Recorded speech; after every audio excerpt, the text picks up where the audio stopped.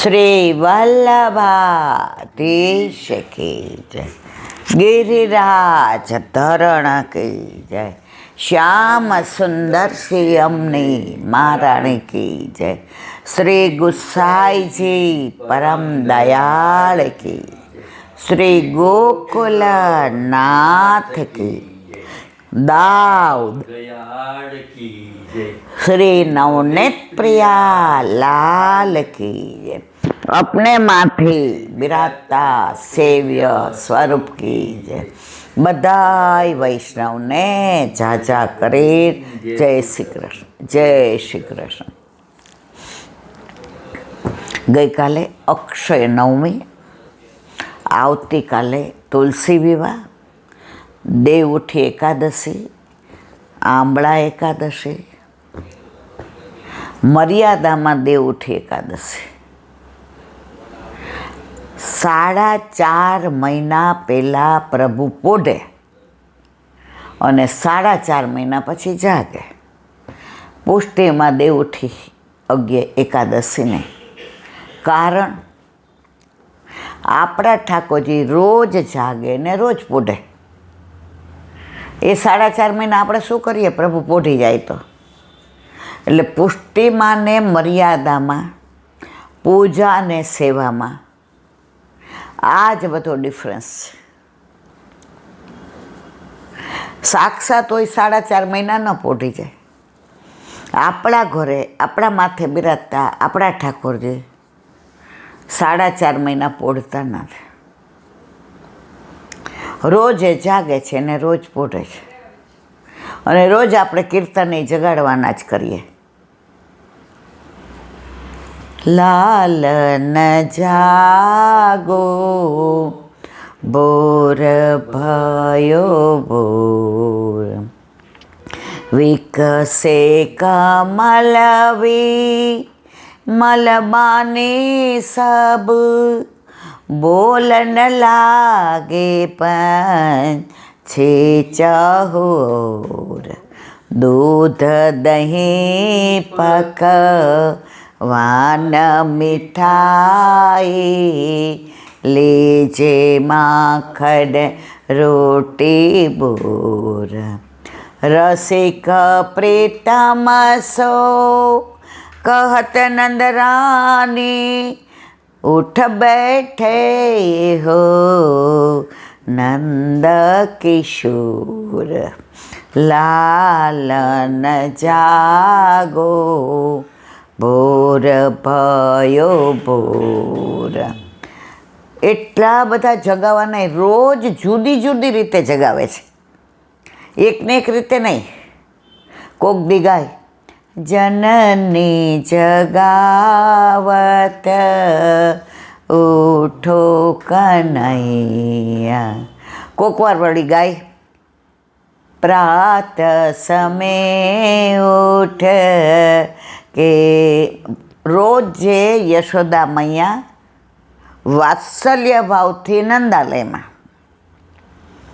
अने निकुंज में युगल स्वरूप ने ललिता ने विशाखा ने जगावे।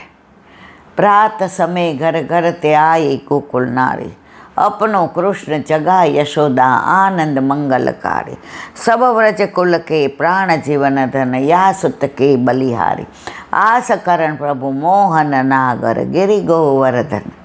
प्रात समय नव कुंज द्वार वे, ललिता ललित बजाई बीना। ज्वानी कुंजनु छे, ललिताजी बीन वगाड़ीने ठाकोरजीने जगाड़ो। एटले घणा मंदिरोमां, निधिना मंदिरोमां आजनी तारीखमां पण ए रीत छे। तो आपड़ा ठाकोरजी ने रोज नित्य नवतम लीला जेम जगावाना जुदा जुदा, ए पाछुं आपणे ऋतु प्रमाणे। वसंत ऋतु में प्रात समय आवेगी व्रज नारी, खेलावेगी सेनाथी? कलरथी ने, रंगथी ने। पछी ચોમાસામાં पाछुं जुदुं। એટલે આપણા ઘરે આપણા માથે બિરાજતા આપણા ઠાકોરજીને નિત્ય નવતમ લીલા, પછી નિત્ય કીર્તન નવા, નિત્ય ભાવે નવા, એ પ્રમાણે પાછા વસ્ત્રના આભૂષણ. હવે ચોમાસામાં ઠાકોરજીને ઝરમરિયા વસ્ત્ર આવે, જેમ વરસાદ આવે ને. હવે શિયાળો આવ્યો એટલે આપણે ગરમ વસ્ત્ર પહેરવાના, કાનમાં બાંધવાના, પગમાં મોજા પહેરવાના. યથા દેહે તથા દેવે. ઠાકોરજીને હવે ટોપો આવશે, ચરણમાં મોજા આવશે. અત્યારે તેહ આવે એટલે એવી વચ્ચે રૂ ભરેલી રજાય, એને કહેવાય તે. ગુલાબી ઠંડુ હતું ત્યારે દત્તું આવતું હતું, એ હાવ પતલી હોય ને અંદર પાછું કપડું હોય. હવે પંખા બંખા કાંઈ નહીં આવે. હવે કાલથી ને શીત ઋતુની સેવા ચાલુ, એટલે મંગળાથી ને સાંજ સુધી અંગીઠ આવશે. અંગીઠી એટલે સગડી. ઠાકોરજીના અંગમાંથી જે ઉડાડે ઠંડી એ અંગીઠી. કંઠમાં ધારણ કરાય એ કંઠી. ઠાકોરજીની શ્યામની સન્મુખ રહે એ સામગ્રી. તો હવે કાલથી સેવાનો ક્રમ શીતકાલનો. કાલે તુલસી વિવાહ ઘણા લોકો કરશે. તુલસીજીના છોડને એટલી સરસ રીતે શણગારે, જાણે નવોડા, જાણે ગોહનું કરીને નવવધુ આવતી હોય. મોળીઓ ને શેરો ને સુંદર ચૂંદડી ને આભૂષણ ને વેણી ને તિલક ને ડામડી ને બધું તમને એવું જ લાગે. અને આ બાજુ શાલિગ્રામ છે, એને દુલ્હા રાજા જેવા તૈયાર કરે. વચ્ચે અગ્નિ હોય. કાલે 16 સાંઠાનો મંડપ બંધાશે.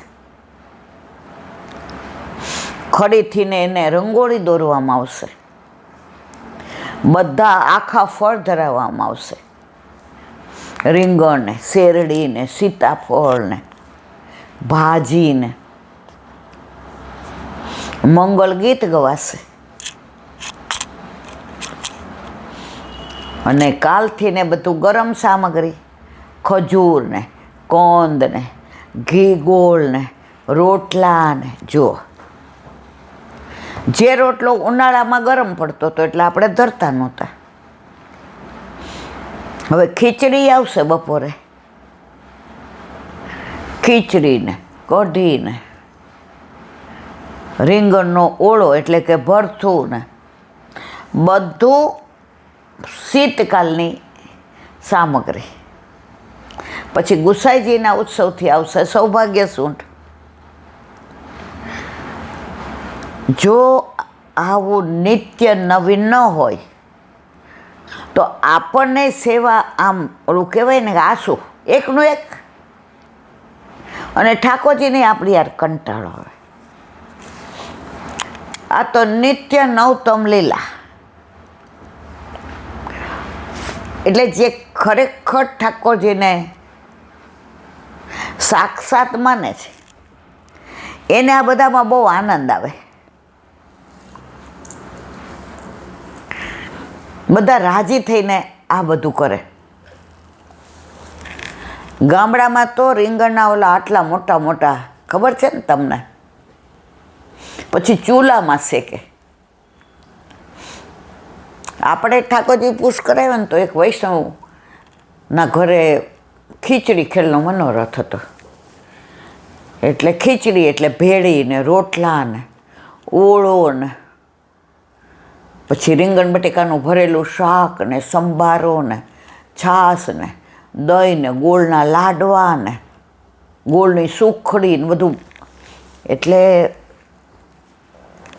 મારી બાઈ અમને શીખવાડ્યું હતું કે બધા ભેગા થઈને મનોરથ કરે ને તો એકબીજાને ઘરે પ્રસાદ લેવાય. બેબી ઠાકોરજી કોઈના ઘરે લઈ ન જવાય.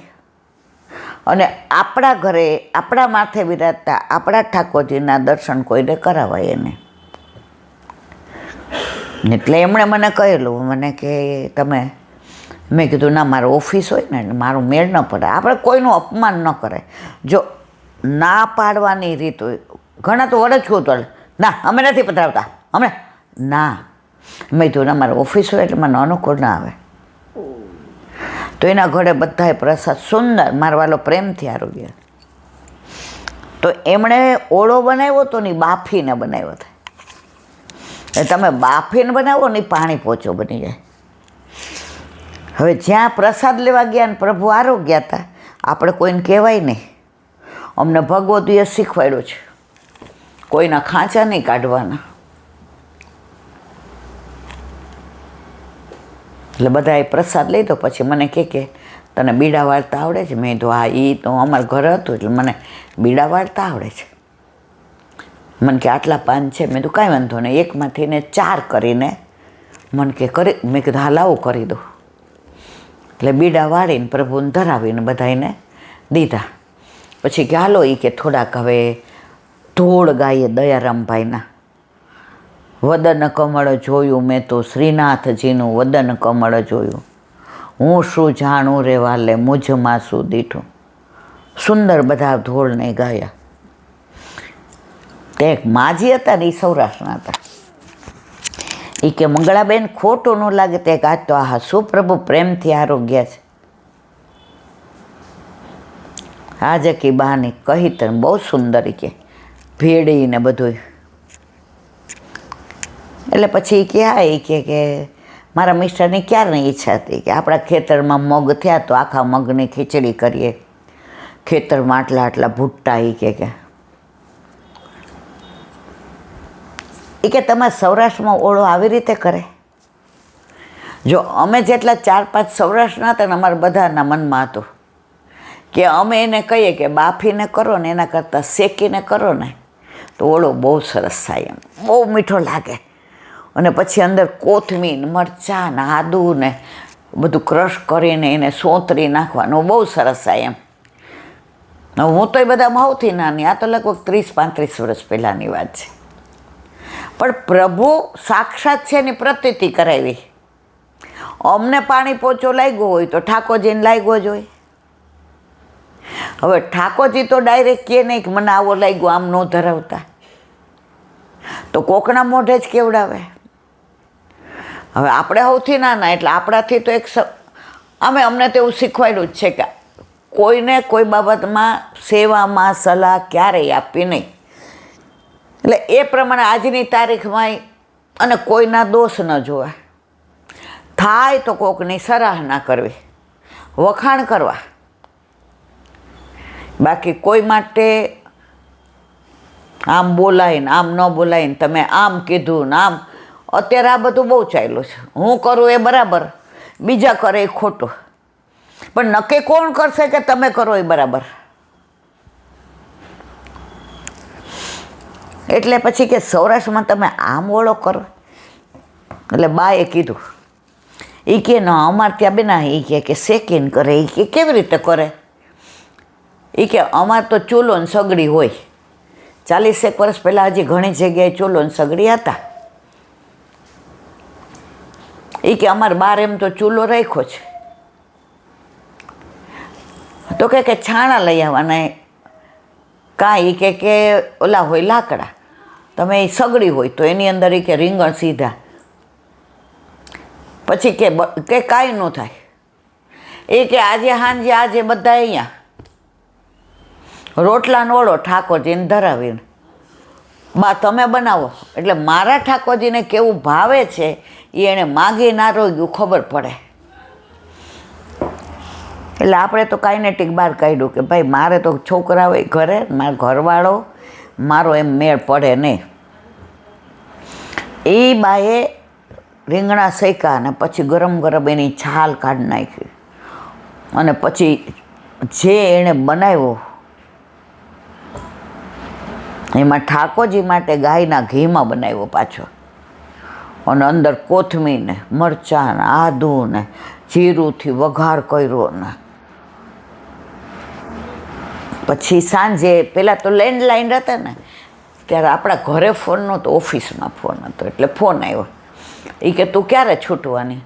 ઠાકોરજીની એવી કૃપા એ દિવસે મારા હિસાબે વહેલો મળી ગયો. નહીં તો મારા ઓફિસમાં કાયમ 6:30-7 અને માર્ચ મહિનો હોય છેલ્લા 15 દિવસમાં રોજ તમને ખબર 10-11 વાગે હિસાબને બધું કરતા આટલું બધું. પછી તમે આવો તેડવા. મેં કીધું પતી ગયું છે, પણ મેં કીધું મારો મેળ નહીં પડે બા, મારે ઘરે જઈને પછી મારા બે એ કે ના અહીંથી લેતી જાજે. ખેતરમાંથી જેટલા કોથળો ફરી રીંગણ આવ્યા તો ઓળો બનાવ્યો હતો અને દડવા જેવું દહીં. પછી બધાએ કીધું કે બપોરે હતો અને અત્યારે એ બેન કે હવે કાયમ મારા ઠાકોરજીને શેકીને જ